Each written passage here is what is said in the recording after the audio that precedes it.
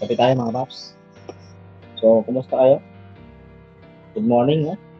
Ngayong araw ay mag-unbox tayo ng Supremo Ultra HD Pocket Action Camera. Right, so ito mga paps. Ayan. So, ito. Pocket camcorder na. So, bago yun, kung bago ka pa lang sa aking channel, ay huwag mong kalimutan pindutin yung subscribe button sa ibaba at hit na notification bell para laging updated sa mga bagong i-upload ko na video. Ako po si Delmar and welcome to my vlog.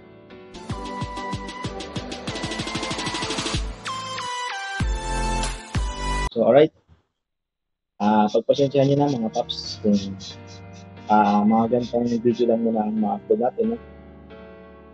At hindi yung mga motorcycle na retro or kahit yung brand nyo dahil hindi pa tayo makalabas ng bahay dahil ako yung nagbabantay sa mga anak namin kasi si Mrs. bagong kababalik lang sa trabaho, so tapos na kasi ang nangyari ng maternity leave, kaya yun, ako nag-aalaga sa mga anak namin.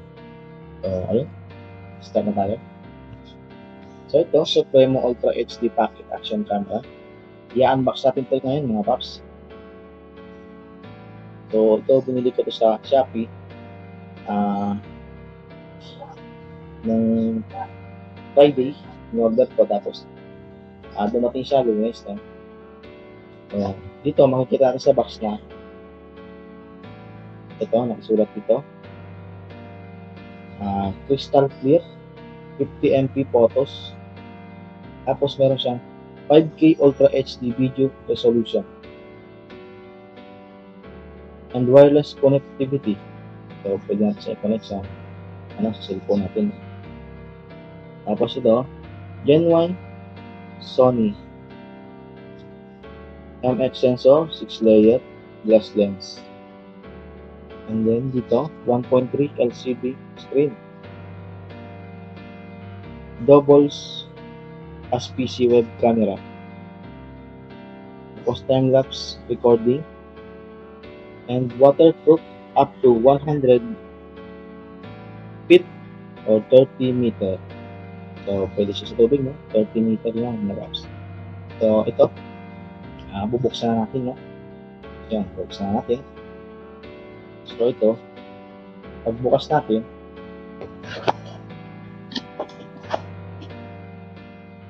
ito siya mga paps, no? Yung kanyang resibo, nagkakahalaga siya ng 2,374 sa Shopee to mga paps, sa Kim Store. Yung description box, ilalagay ko na lang, yung link niya, ilalagay ko na lang sa description box, no? Yung link ng Kim Store kung sakaling gusto nyo mag-order. Yan, sa Kim Store, sa online shop, Shopee. Okay?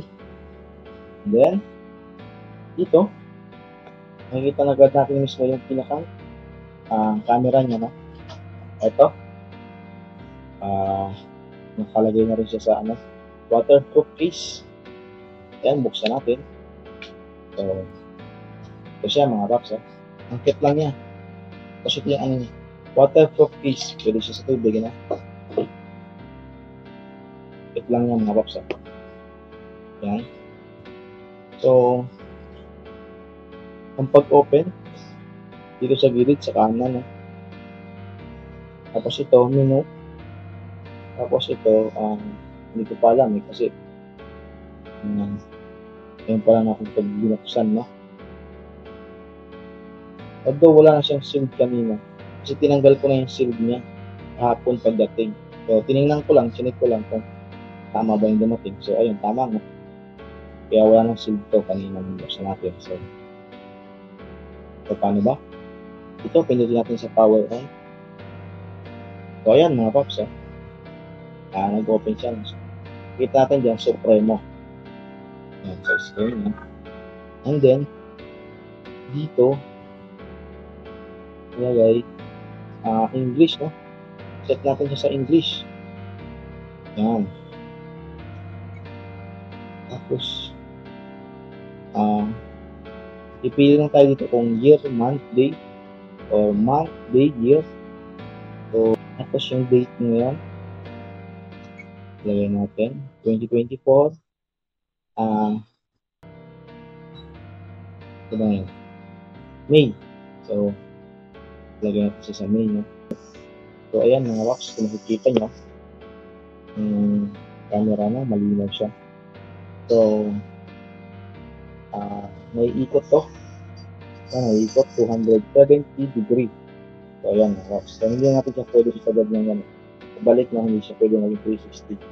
Nakalagay na kasi 270 degree. So, ibabalik natin siya. Tapos, kabila niya. So, ganun lang. Hindi siya umiikot ng 360 degrees. Ang nakalagay lang ay 270 degrees. Dito sa gilid yung up and down button yan. Tapos, lalagyan ng memory. Tapos, sa mic, no? Tapos, ito yung power button. At ang menu. Tapos, ito yung OK. Alright. So, dito sa ilalim, meron din siyang yung mount, yung na-screw, no?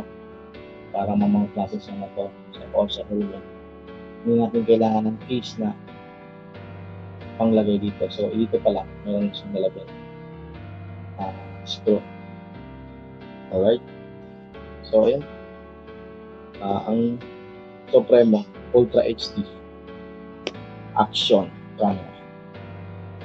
So, ngayon naman, tingnan natin yung kanyang kasama mga accessories, no?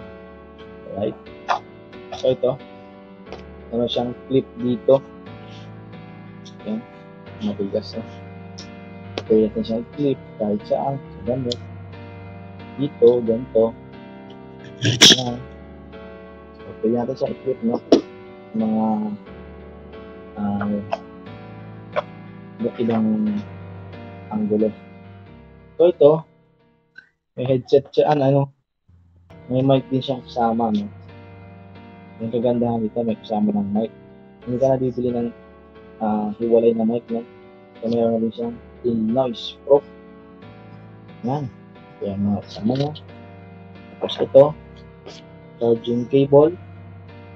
Yan, Type-C. And then, ito, lanyard, no? So, dito siya nilalagay din sa butas nito. Para kapag hawak mo, hindi siya mahulog. Tapos ito, meron siyang parang adapter. Yan. Tapos, ito yung remote niya. Yan. Remote siya kasama. Tapos ito yung strap ng remote, no? Sa remote siguro ito. Yung strap. Yan. So, ito pa bang kasama? Yan. Ito pa, meron pa. Meron siyang sticker, no? Kasama siyang sticker, dalawa. Yan. Pwede natin siyang ibigay sa mga motor natin. Kahit saan. Tapos ito yung manual, no? So, may natin mabasahin yan. Right? Okay. Ganda, no? Mga Rops. Ito ang bago natin action camera na mga kasama sa ating mga vlog, no? So, ayun. Hanggang dito lang muna siguro tayo mga Rops. At kung nagustuhan mo yung mga itong passing content, ay like mo na yan. Tapos, subscribe mo na rin. Alright. So, ayun na, Wops. Hanggang dito na lang muna tayo. Salamat sa inyong panonood. Sa mga susunod nating vlog ay abangan nyo mga Wops, no? I-review natin itong ating bagong action camera. Pocket action camera. Ay, nulit ko lang. So, yun. Basta, i-review natin ito mga Wops, abangan nyo. Okay? That's all. Thank you. Bye-bye.